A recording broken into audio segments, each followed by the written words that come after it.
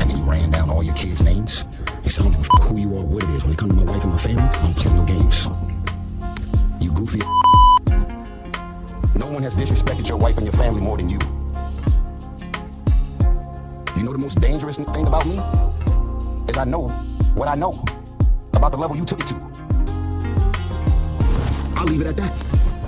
So all of a sudden, when it comes to your wife and your family, that's off limits. I don't play no games. I'll fucking be ready to shoot, stab, and kill when it comes to my wife and my family. But nigga, no one has violated and disrespected the shit out of your first lady and your family more than you. Put a pin in that. I'm not on the air, am I? Yes, you're on the air. When you called, she answered because you called her from the hotline number at the radio station. That's how it works. Everybody can see through the Let me explain something to you, sir. Any real man who's ever been married, got a fiance, a girl, a baby mama, most real men, most don't play no games when it comes to their girl or their wife ever being disrespected or violated by another man. Your story is all over the place. It's so all over the place that y'all don't even realize that what you said at 501 is very different than what you're saying at 503. DJ Envy, you know how much your net worth is, right? You know you don't have a prenuptial agreement in place, right? You know you got about 6 or 7 kids, right? You know that everything about everything pertaining to your world was about to come crashing down. And for some random, strange, odd, unexpected reason, I did exactly what God told me to do. And they say that no good deed shall go unpunished. And I'm experiencing this shit right now in real time. You know why your wife called into the airwaves, bro?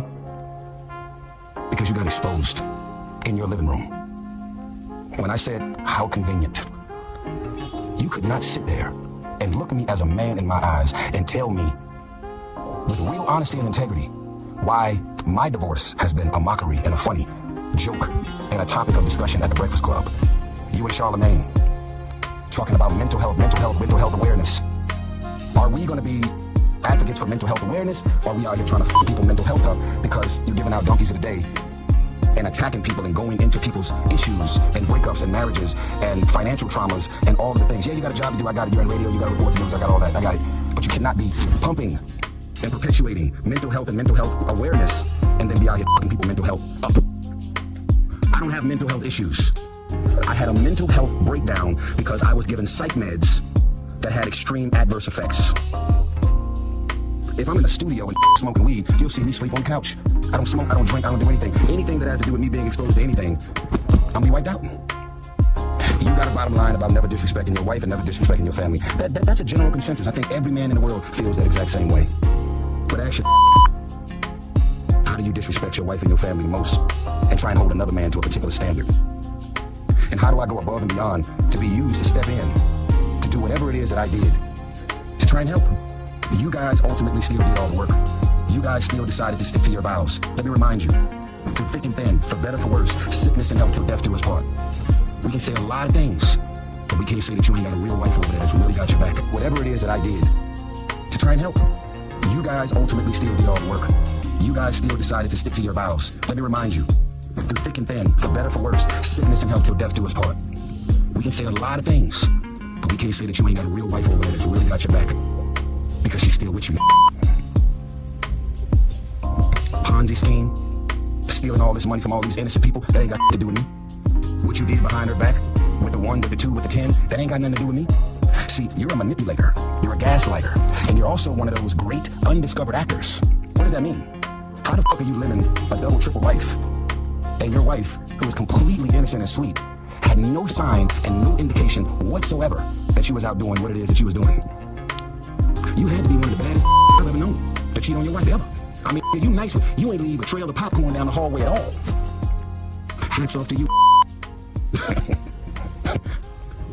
Let's unpack this last thing. One of the other things that was mentioned, well, 2 of the other things that was mentioned, and then I'm done. There were nights that Tyrese called me. This is what your wife said.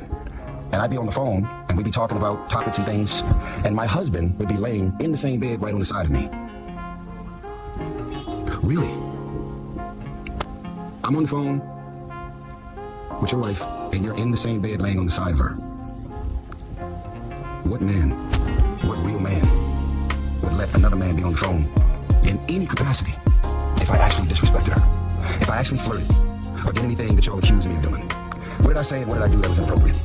To where if it's so disrespectful and inappropriate, you cross the line, you need to box your mouth. Like, that was the most gangster I've ever heard in my life. You're a comedian, dude.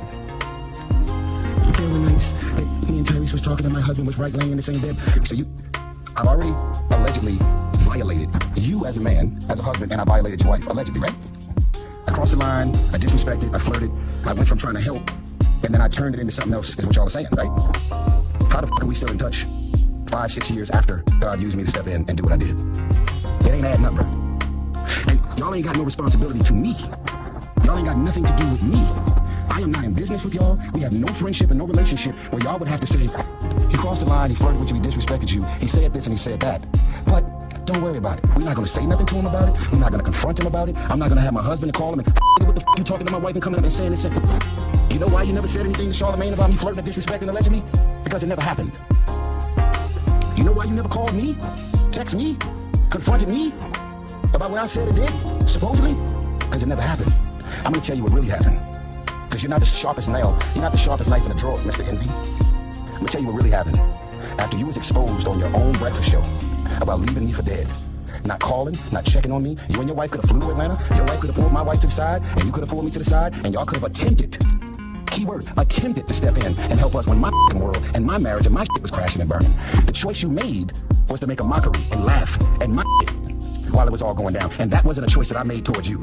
And then when you got confronted about it on your show, you grab some red out of the sky and say, I crossed the line, I disrespected, I overstepped, I violated.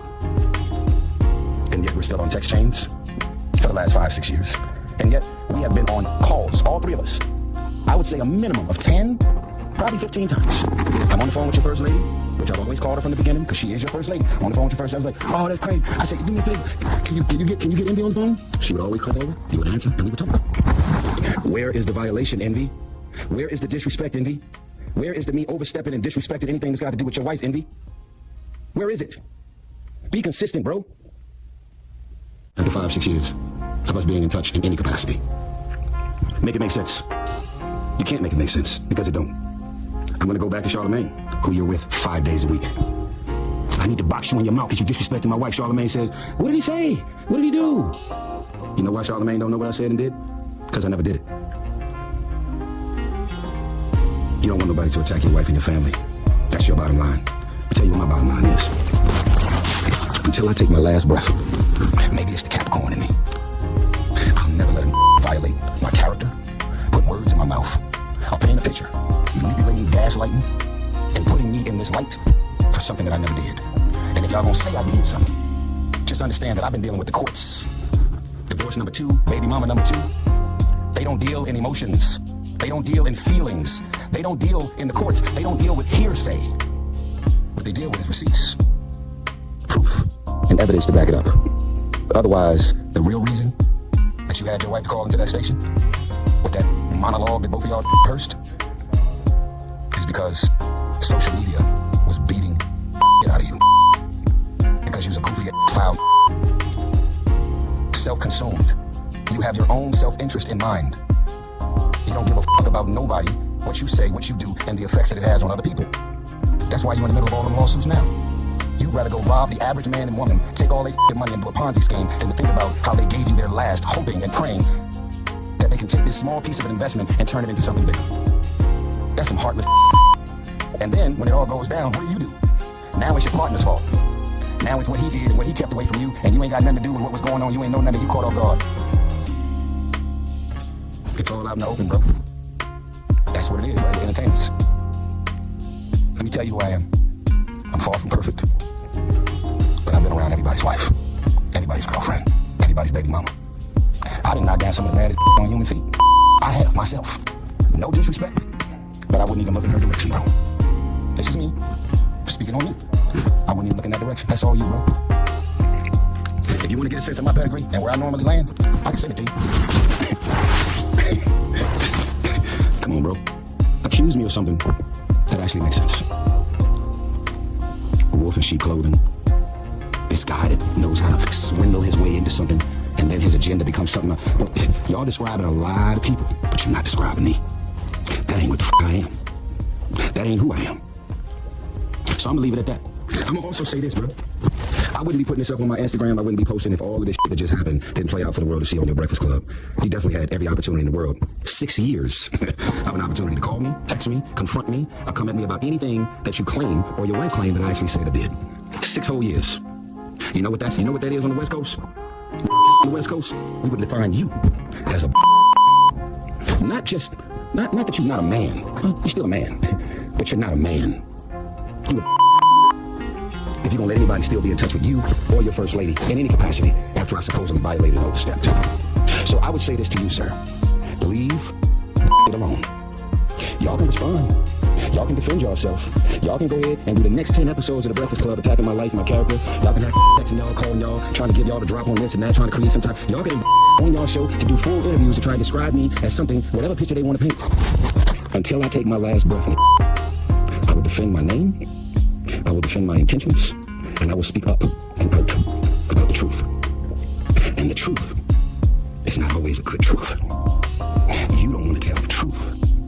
I'm willing to tell the truth even if I embarrass the shit out of myself, even if I throw myself under the bus, even if I gotta apologize, even if I gotta make whatever calls. I've been texting and calling. Hey man, it's your boy Scrunch, man, assistant pimp for the movie, all high five, BET, All-Star, Austin up and Snoop Dogg, School Dance, Kevin Hart. Man, listen, M-Rack and Rip, man. Let me take some M-Rack and Rip. This Scrunch Show interview is sponsored by the M-Rec and Rip Show. Subscribe to the channel on YouTube. The links is in the descriptions and the comment below. And also, you subscribers gonna get your chance to win money, prizes, gift cards. All right? We got a raffle coming.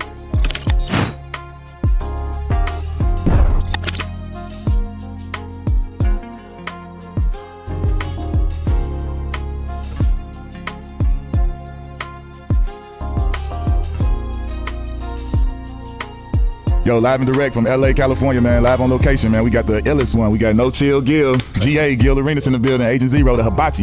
Rocking with the Knuckleheads, man. Y'all tune in. It's gonna get real hot today. Let's go. Yeah. First question you always ask everybody, like, when you first got to the league, who was the first player to bust your ass, like, kill you? See, so you asked that question wrong. Yeah. It's supposed to be the opposite. Who was the first person that got their ass busted by me? And I mean, that's the real. Who got No Chill? Who got that work? You give them both. Unfortunately, it was you guys. What? Who got that work? I busted y'all ass. Hold on, no. Jeff McGinnis. Okay, say that. Yeah, Jeff McGinnis, my rookie year. Okay. I remember I started off on the bench. Right, I remember. Mookie Blaylock was in front of you. Yeah, Mookie Blaylock, Larry Hughes. So by the time I got to really play, it was Clippers. It was Clippers. Yeah, Jeff McGinnis gave him 32 pieces. Oh. And yeah, gave him 32. You talking about cheesing? I was cheesing. I remember we played y'all at Golden State, and you came out the game. You was like, man, yeah, I ain't play, man. They got Mookie Blaylock in front of you. I said, man, hey, so when you get your opportunity, just make sure you're ready. And like, it seemed like a week later, I think Mookie got hurt or something like that, and you just